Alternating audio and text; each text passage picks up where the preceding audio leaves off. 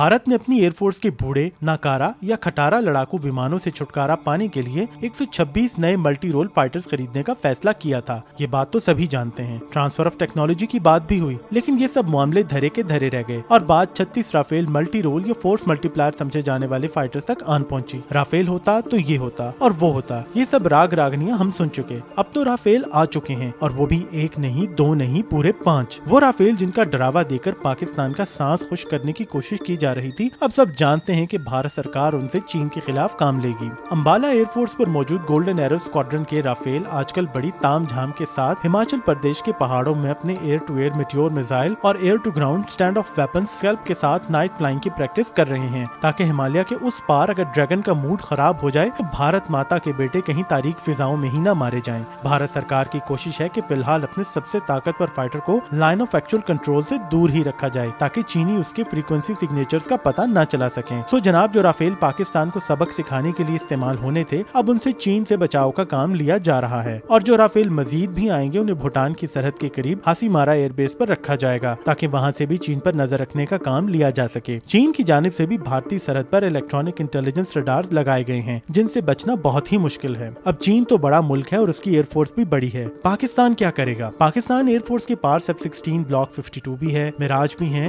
F-7 PG भी है और अपना JF-17 थंडर भी, जिसके ब्लॉक 3 को लेकर पूरी दुनिया में चर्चा है। JF-17 थंडर ब्लॉक 3 यकीनन अपनी नई 5th जनरेशन टेक्नोलॉजी वाले wide angle holographic head up display के साथ imaging infrared based missile approach warning system से लैस है और सबसे बढ़कर ब्लॉक 3 में 300 किलोमीटर की रेंज वाले PL-15 air to air missile हैं, जो उसको दुश्मन के लिए बहुत ही खतरनाक बनाते हैं। लेकिन वो कहते हैं ना कि सितारों से आगे जहां और भी हैं। सो JF-17 थंडर ब्लॉक 3 से आगे पाकिस्तान क्या करने जा रहा है, या पाकिस्तान की क्या लिमिटेशंस हैं? जाहिर है कि ये शॉपिंग का मुकाबला नहीं कि भारत ने महंगे राफेल खरीदे तो पाकिस्तान उससे भी महंगी कोई 5th जनरेशन तैयारे खरीद ले। इतना आसान होता तो क्या ही बात होती। अब जाहिर है कि पाकिस्तान के पास ना तो इतने पैसे हैं और ना ही इतने ऑप्शंस। अमेरिका तो पाकिस्तान को शायद F-16 देकर ही पछताता है। मजीद कोई तैयारा दिया भी तो इतनी पाबंदियां होंगी कि दूध में मेंगने डालने वाली कहावत भी शर्मा जाए। यूरोपीय ममालिक के अपने नखरे हैं, वो भी अमेरिका की मंजूरी के बगैर कोई सौदा नहीं करेंगे, और अगर कर भी लें तो अमेरिका के मिजाज बरम होने पर स्पेयर पार्ट्स की फराहमी बंद। रूस का मामला तो पैसा फेंक तमाशा देख जैसा है। सुखोई 35 और फिर जदीद तरीन 5th जनरेशन सुखोई 57 जैसे प्रोग्राम्स तो हैं, लेकिन इतना पैसा कहां से आएगा? और फिर शायद पाकिस्तान के लिए रूसी टेक्नोलॉजी के हिसाब से इंफ्रास्ट्रक्चर को डेवलप करना भी मुश्किल हो।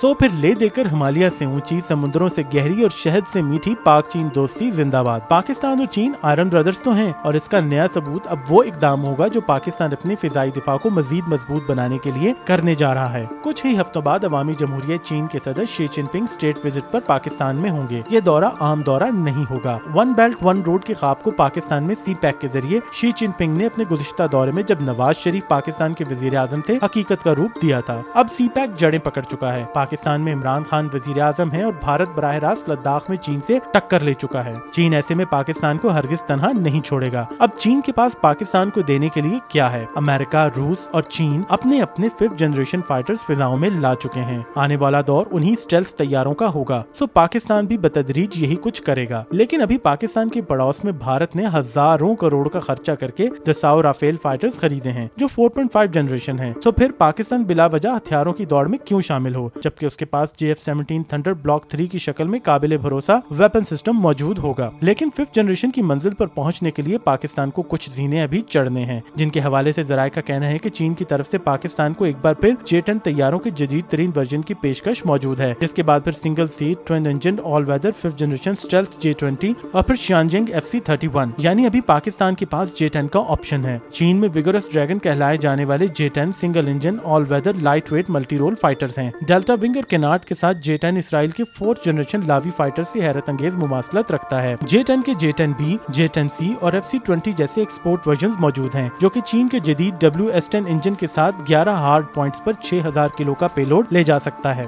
पाकिस्तान ने 2006 में भी J-10 खरीदने पर संजीदगी से गौर किया था, लेकिन फिर तमाम तवज्जो JF-17 थंडर्स पर मरकूज की गई। अब वक्त बदला है और पाकिस्तान J-10 के साथ J-20 पर भी नजर रखे हुए है, जो यकीनन जनूबी एशिया में आने वाला पहला स्टेल्थ फाइटर बन सकता है। वैसे तो इंडियन एयरफोर्स के साबिक एयर चीफ अपनी होम ऑडियंस की तसल्ली के लिए J-20 स्टेल्थ फाइटर को राफेल के मुकाबले में कचरा करार दे चुके हैं, लेकिन जाहिर है कि ऐसा नहीं। F-22 और F-35 के बाद दुनिया के तीसरे ऑपरेशनल स्टेल्थ फाइटर को भारतीय जनता को तसल्ली देने के लिए बुरा भला कह देने से असलियत नहीं बदलेगी। लंबी चौड़ी फ्यूजलाज, कैनार्ड्स और फ्रेमलेस कैनोपी के साथ J-20 F-22 से काफी मुमासलत रखता है। चीनी साख्ता WS-10 इंजन हो या रूस का सैटर्न ALF-31 FM-2, दोनों सूरतों में ही J-20 अपनी स्टेल्थ सलाहियतों की बदौलत दुश्मन को पलक झपकते में अचानक दबोचने की सलाहियत रखता है। भारत के साबिक air chief air marshal Dhanoa का दावा था कि इंडियन एयरफोर्स के सुखोई 30 चीन के J-20 का सुराग लगाने की सलाहियत रखते हैं। बिल्कुल ठीक, लेकिन तस्वीर का दूसरा रुख यह है कि बरतानिया के रॉयल यूनाइटेड सर्विसेज इंस्टीट्यूट के माहिरीन का कहना है कि जमाना अमन में J-20 जैसे स्टेल्थ फाइटर्स रडार रिफ्लेक्टर्स के साथ परवाज करते हैं ताकि उनके स्टेल्थ सिग्नल्स पकड़े न जा सकें।